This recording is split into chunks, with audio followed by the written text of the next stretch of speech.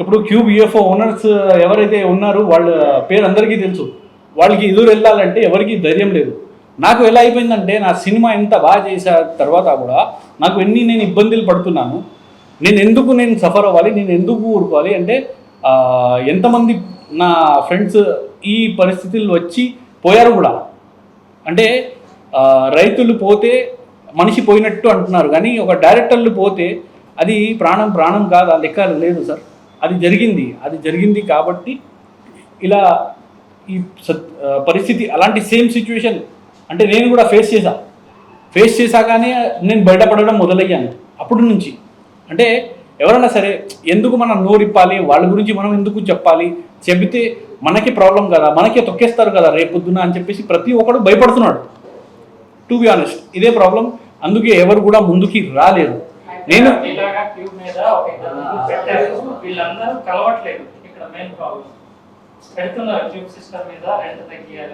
ఇప్పుడు నుంచి సార్ నేను ఎప్పటి నుంచి పెడతాను, 2016 నుంచి చేస్తున్నా సార్. నేను నిర్హార దీక్ష చేశాను. అప్పుడు నుంచి ఇప్పటి వరకు చేస్తున్నా, 10 సంవత్సరాలు అయింది తెలుసా మీకు.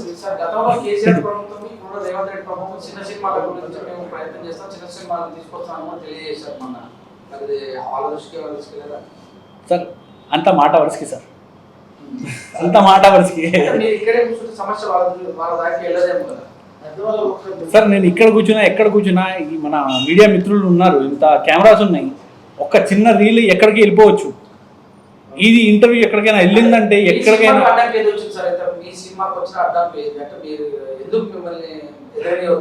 అది ఒక్కటి రెండు కాదు సార్.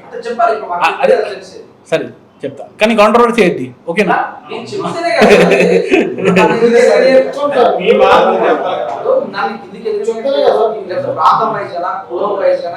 చెప్తా సార్. 2 నిమిషం ఇస్తే నేను క్లోజ్ చేస్తా సార్, ఓకేనా సార్. ఇప్పుడు సమస్య ఏంటంటే మన సినిమా గురించి కొంచెం మాట్లాడితే త్వరగా అయిపోతుంది మనది. అయితే ఈ సినిమా ఫస్ట్ నేను కంప్లీట్ చేశాను. సినిమా రిలీజింగ్కి వెళ్తుంటే సెన్సర్కి వెళ్ళాల్సి, ఫస్ట్ సెన్సర్కి వెళ్తే ఈ ఒక 4 లాంగ్వేజ్లో నేను తీశాను, తమిళ్, కన్నడ, మలయాళం, తెలుగు. అయితే కన్నడ, తెలుగు నేను సెన్సర్ పెడితే అప్పుడు ఏడీసీసీ వచ్చింది కొత్తగా. అయితే ఒక్కొక్క లాంగ్వేజ్కి నాకు 3 లక్షలు ఏడీసీసీకి అయింది. సెన్సర్ డబ్బులు పక్కనే, సెన్సర్ది 1 లక్ష వరకు ఉంటుంది, అది సైడ్లో పెట్టండి. అది ఇప్పుడు తగ్గినాయి. ఇప్పుడు వేరే చిన్న ఛానల్స్ని వాళ్ళు తీసుకొని ఇప్పుడు 50,000 ఏదో 60,000 చేశారు క్యూబ్ వాళ్ళు. కానీ క్యూబ్లో ఏడీసీసీ ఏంటంటే ఫస్ట్ అది చెప్తాను. ఏడీసీసీ అంటే ఎవరైతే గుడ్డి వాళ్ళు ఉంటారో, పాపం ఎవరికైతే కనపడదు కదా, వాళ్ళ కోసం ఒక రూల్ సుప్రీంకోర్టు నుంచి వచ్చింది. ఆ ఆర్డర్ ఏంటంటే వాళ్ళకి మాత్రం మనం ఒక సినిమా స్టార్ట్ అయితే హీరో కారులో వచ్చాడు, దిగాడు, వెళ్ళాడు, మాట్లాడినప్పుడు కామ్ అయిపోతుంది. అంటే ఎన్ని డబ్బింగ్ చెప్పాలి, అది డబ్బింగ్. ఏడీసీసీ ఒక డబ్బింగ్, ఒక సీసీ అంటే అక్కడ టైటిల్స్ వస్తాయి. వాళ్ళు సెన్సర్ వాళ్ళే చూస్తారు పాపం. ఆ ఏడీసీసీ మన ఎవరికి కోసం అయితే తీసుకొచ్చారో వాళ్ళైతే దీని గురించి తెలియదు. ఆ రూల్ ప్రకారం ప్రతి థియేటర్లో అలా ఉన్న వాళ్ళకి ఇప్పుడు ఏ థియేటర్కి వెళ్ళినా వాళ్ళకి హెడ్ఫోన్స్ ఇవ్వాలి. ఇప్పుడు ఏడీసీసీ ఇప్పుడు ప్రతి సినిమాకి పెట్టారు ఇప్పుడు. అయితే అలా జరిగినప్పుడు ఫస్ట్ వాళ్ళకి హెడ్ఫోన్స్ ఇచ్చి వాళ్ళు మాట్లాడాలి అక్కడ. అయితే వాళ్ళు వినాలి సినిమా. అయితే ఇది ఏడీసీసీ. ఫస్ట్ ఏడీసీసీ కొంచెం క్లియర్గా అర్థమయ్యేలా చెప్పాను.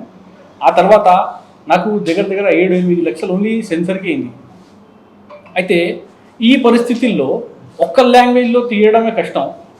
4 లాంగ్వేజ్లో తీసామంటే సినిమా బాగుంది కాబట్టి సరే ఏదో లాంగ్వేజ్లో వెళ్తుంది. ఒక చిన్న ప్రొడ్యూసర్ పైకి ఎదగాలంటే ఒక 3-4 లాంగ్వేజ్లో వెళ్తే ఇంకా బాగా మార్కెట్ వస్తుందని చెప్పేసి. కానీ ఇప్పుడు 1 లక్షలు మన ఇది సెన్సర్ అయిపోయేది ఇప్పుడు 7-8 లక్షలు అవుతుంది. అది కూడా 2 లాంగ్వేజ్కి 2 లక్షలు అయ్యేది ఇప్పుడు 8 లక్షలు అవుతుందంటే ఏ ప్రొడ్యూసర్ ముందుకు వెళ్తాడు? ఎవడు చేయడు. సినిమాలు వేరే లాంగ్వేజ్లో చిన్న బడ్జెట్లో ఉన్న వాళ్ళు తీయడం మానేయాలి. ఇంకా చేయలేరు వాళ్ళు. అంతంత డబ్బులు ఎవరు ఖర్చు పెట్టలేడు. అందుకే ఏడీసీసీ వాళ్ళ కోసం రూల్ స్పెసిఫిక్గా నేను చెప్పుకోవచ్చు. అయితే ఫస్ట్ ఇబ్బంది ఇక్కడ పడ్డాను. ఆ తర్వాత సినిమా ఆడియో కంపెనీకి ఇచ్చాము. ఆడియో కంపెనీ వాళ్ళు ఎవరు తీసుకోలేదు. టిప్స్ కానీ, మన టీ సిరీస్ కానీ, మన సోనీ కానీ, ఆదిత్య కానీ ఎవరు తీసుకోలేదు. అప్పుడు ఏదో ఒక ఛానల్కి ఇచ్చుకోవాలి కదా, ఇచ్చాము. అక్కడి నుంచి అయితే మనకి రూపాయి కూడా రాదు. అదే సేమ్ సింగర్స్కి నేను వేరే ఛానల్ మన ఈ ఛానల్స్ వాళ్ళు తీసుకుని ఉంటే వేరే స్టార్ హీరో ఎవరైనా చేశారు అందులో అంటే కనీసం 75 లక్షల నుంచి 1 crore వరకు మినిమం వాళ్ళకి ఆడియో రైట్స్ వస్తుంది మినిమం. ఆ సేమ్ సింగర్స్కి తేడా లేదు. అయితే ఇది ఫస్ట్ పాలిటిక్స్. సెకండ్, థియేటర్స్కి వెళ్ళినప్పుడు థియేటర్స్ ఇస్తా అని చెప్పేసి మెయిన్ థియేటర్స్ ఉంటాయి, మెయిన్ సెంటర్స్.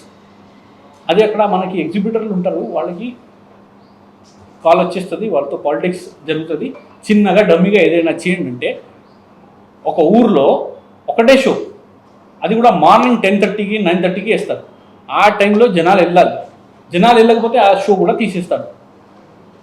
ఇది పాలిటిక్స్ కాదా సార్? ఒక్క ఊర్లో కనీసం 20 థియేటర్స్ ఉన్న ఊర్లో కనీసం ఒక 5 థియేటర్స్ అయినా ఇవ్వండి, 2 షోలు ఇవ్వండి, ఒక్కొక్క షో అయినా ఇవ్వండి, కనీసం ఒక 4-5 థియేటర్స్ ఇవ్వండి అంత చిన్న ఊర్లో కూడా. అప్పుడు సినిమా నలుగురిలోకి వెళ్తుంది. కానీ ఇప్పుడు హైదరాబాద్లో కూడా పరిస్థితి ఎలా ఉందంటే మీకు మార్నింగ్ షో ఒకటి ఇచ్చారు 10 o'clockకి అంటే మెయిన్ సెంటర్ ఇక్కడ హైదరాబాద్ పంజగుట్ట సెంటర్లో ఇస్తాడు.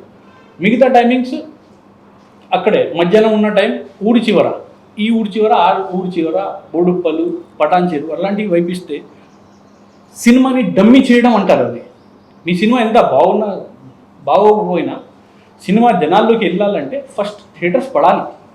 అయితే ఈ ఐనాక్స్, పీవీఆర్స్ వాళ్ళు థియేటర్ అస్సలు ఇవ్వడు, ఎవరి మాట వినరు వాళ్ళు. మీరు ఎంత అయినా ఏదైనా చేసుకోండి, వాళ్ళకి ఎవరిది భయమే లేదు. అంటే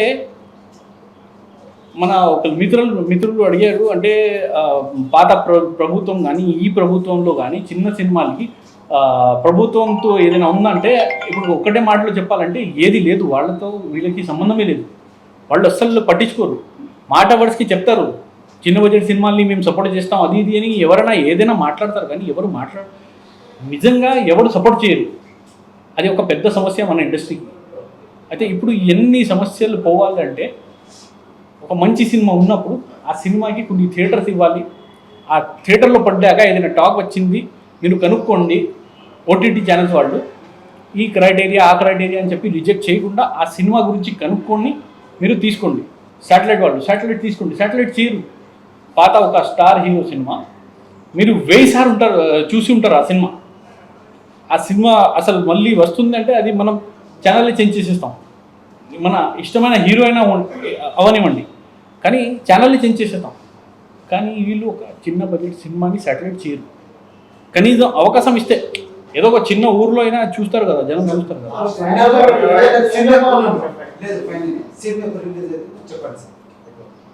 అంతేనా? లేదా డన్ సార్. లేదు done sir. Hello, ఎక్కడను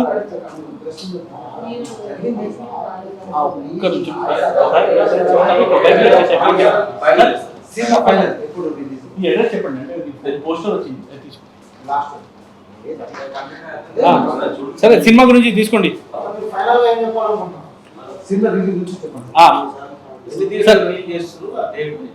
done sir. ఇప్పుడు ఓందాల రాక్షసి సినిమా 24th రిలీజ్. సినిమా చాలా బాగుంటుంది, నేను చెప్పాను, చాలాసార్లు చెప్పాను కూడా. అయితే ఈ సినిమా మనది థియేటర్స్లో వస్తుంది. మీరందరూ ప్రతి ఒక్కరు వెళ్ళి థియేటర్స్లో చూడాలి అనేది నేను కోరుకుంటున్నాను. మన మీడియా మిత్రులు కానీ, మన యూట్యూబర్స్ కానీ, మన ఇన్స్టాగ్రామ్ ఇన్ఫ్లుయెన్సర్స్ కానీ ప్రతి ఒక్కరు ఈ సినిమా గురించి కనుక్కొని సినిమా చూసి ప్రమోట్ చేయండి. అంటే జస్ట్ నేను చెప్తున్నానని కాదు, మీరు సినిమా చూసి, అంటే ఒక సినిమాకి మీరు అవకాశం ఇస్తే, ఒక మంచి సినిమాకి ఒక సినిమా బ్రతికిందంటే ఇండస్ట్రీ బ్రతికినట్టే. అది ఈ సినిమాని బ్రతికించండి, అదే నేను కోరుకుంటున్నాను. ప్రతి ఒక్కరూ థియేటర్కి వెళ్ళి సినిమా చూస్తారని నేను కోరుకుంటున్నాను. అందరికీ ధన్యవాదాలు తెలియజేస్తూ థ్యాంక్ యూ అండి. సార్ ఒక్క నిమిషం, అమ్మాయికి కూడా తీసుకోండి.